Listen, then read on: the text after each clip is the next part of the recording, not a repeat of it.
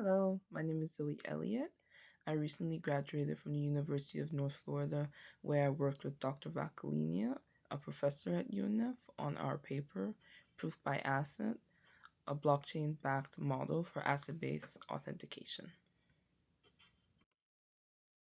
So for our agenda, we'll begin with current issues, then move on to system model. Next, we'll have an overview of our asset-based authentication, and then finally, we'll have our conclusion and plans for future work. We'll also include in references to reference any images and content used.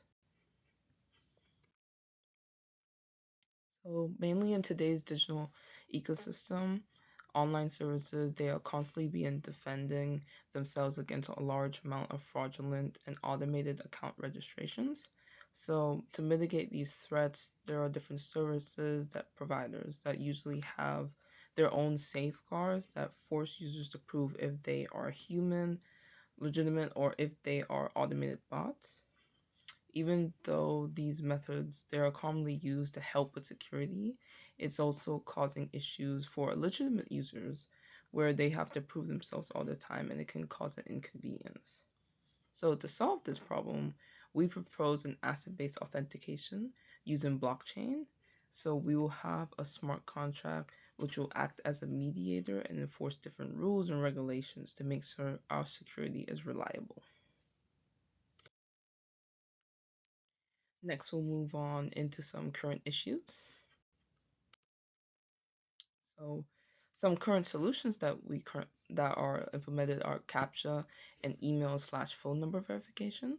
So, CAPTCHA is where users are mostly given tasks, for example, to identify different puzzles, solve them, connect images to determine if they have human inputs or if it possibly has bots. So, this includes, for example, image-based, video-based, puzzle-based, audio-based, or text-based formats.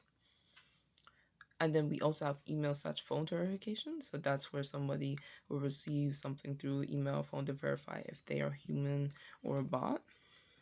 Both of these have somewhat issues. For example, we have discovered that people can bypass these challenges, and also including with phones and emails, the people can buy low cost virtual phone numbers. So it's low cost and they can use that phone number as a way to get through the system. So you can see above there is an example of CAPTCHA where the user must enter the 8 characters that they see. So based on the current solutions, there are some vulnerabilities as previously mentioned.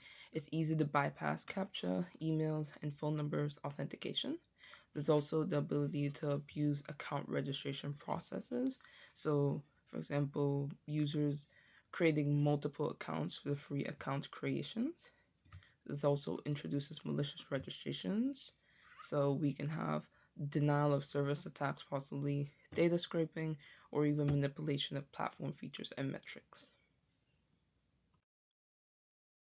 Next, we'll get into the system model. So currently, these are some of the threat models that we had to address for our proposed model. So the first one is a malicious user with an insufficient amount of funds. So the attacker could be able, for example, to try and bypass the requirement and able to gain access without providing the specific amount that is required. Next, we have a malicious user reusing the same deposit across accounts. So they can be trying to use one single deposit to be able to authenticate multiple accounts. The third one we have is a dishonest server denying access. So the server might deny access to a user even though they recognize that the information is valid or legitimate.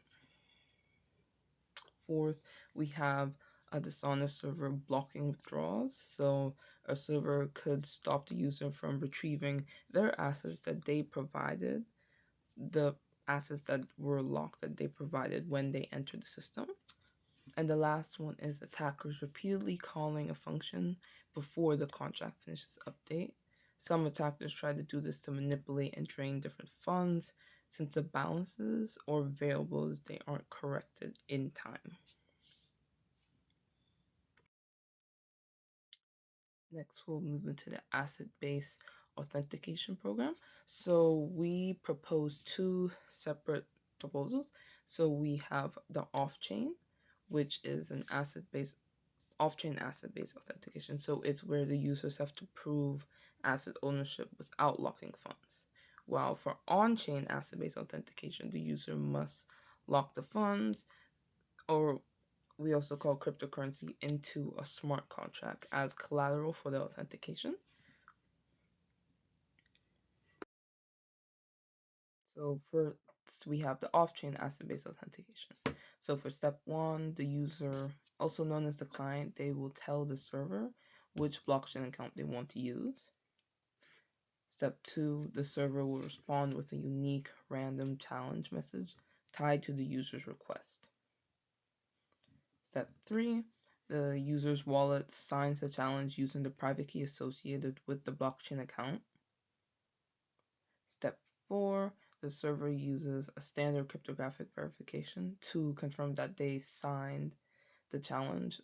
The signed challenge could only have been created by the private key for that specific address. And then the last step is where the blockchain network will then have to send a response back to the server whether the account was accepted or denied. So as you can see in this process, there's no holding of funds based by the smart contract. So next.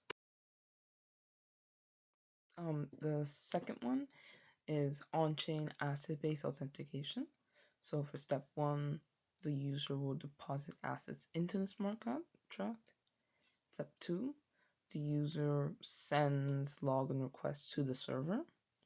Step three, the server will verify ownership and lock funds also.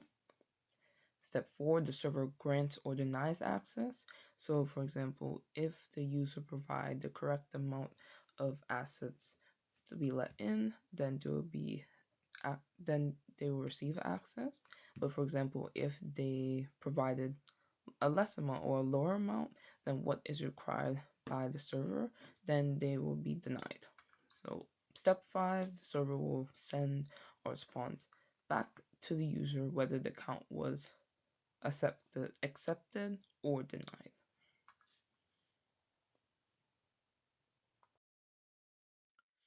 So between off-chain and on-chain asset-based authentication, we decided to go with on-chain asset-based authentication, mainly because there's a guarantee that when assets are deposited, the system can't move them without going through the contract's withdrawal process as shown here. So even though off-chain asset-based authentication includes some benefits, we decided that this might be the best guarantee, also because it solves some of the threat model issues that were presented earlier. So here you can see the withdrawal process. This was created based on the on-chain asset-based authentication. So the first step, the user will initiate a withdrawal request directly to the smart contract. Step two, the smart contract will release the locked funds back to the user and issue a signal to the server indicating that the withdrawal has occurred. And then the last step will be upon receiving the signal, the server will terminate and the user's session and logs terminates the user sessions and they will be logged out of the system. So the user will receive all their assets back. So mainly this process is that if the user wants to be able to use the server, the assets must be locked, the specific and required amount of assets must be locked.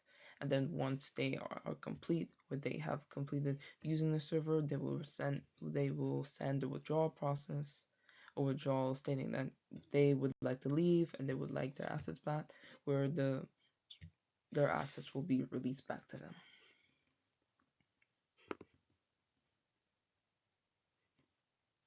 Oh, so next we have the implementation. So we use Solidity to create the smart contract, and then we use Remix IDE, which is used as the compiling for the code. So in Remix IDE, after the code is compiled, we have the ability to see the amount of gas used. We then proceed to use this gas to calculate the gas cost. So as you can see, we have different functions, for example, code deposit cost, execution cost, total cost, and get balance address. So we receive the gas used once we compile everything, and then we calculate the gas cost in USD. So here is just an excerpt of what the code, a function, for example, looks like. So we have the withdrawal process here. So it shows that once the user has completed their use of the server, they receive all of their remaining assets. So here you can see the transferring amount and then also notifying the server when this event occurs so they know to log them out of the system. And here we have an example of our testing. So as you can see, the deploy contract, it acts as the smart contract holding the assets. So when the assets are deposited, the smart contract will receive the balance of the assets as you shown on the left. And then once the user would like to leave, they will select withdraw. So when they select withdraw, that's where their assets will be given back and they will not be allowed to use the server as shown on the right. So you can see assets are moved in, and in the beginning, when the user wants to use the server, they deposit on the assets that are required. And once they do that, they can use the server freely. But then on as shown on the right, when you withdraw the assets, the balance changes for the smart contract and they are no longer allowed to be able to use the server. So we also decided that it would be best to introduce zero knowledge proofs. So by introducing this, users can have control without disclosing without disclosing account addresses. They can also be verified by anyone using a public verification key. And also only legitimate users can be authenticated without exposing private information. So it gives the user some more privacy compared to other methods where they don't have to release too much of their information if they don't want to, and it keeps them secure. And then our results are that based on the analysis of the gas of our smart contract and the results received during the comparison between off-chain and on-chain, our on-chain method would be the best solution to decrease the threats throughout service providers. Based on the results we received, we believe that our proposed design will prevent any abuse of server resources. And in the future, we plan to possibly extend our asset-based authentication framework. So, for example, including OpenID Connect and Oath 2.0. So, for example, Oath is like a framework that is able to operate as a system to secure delegated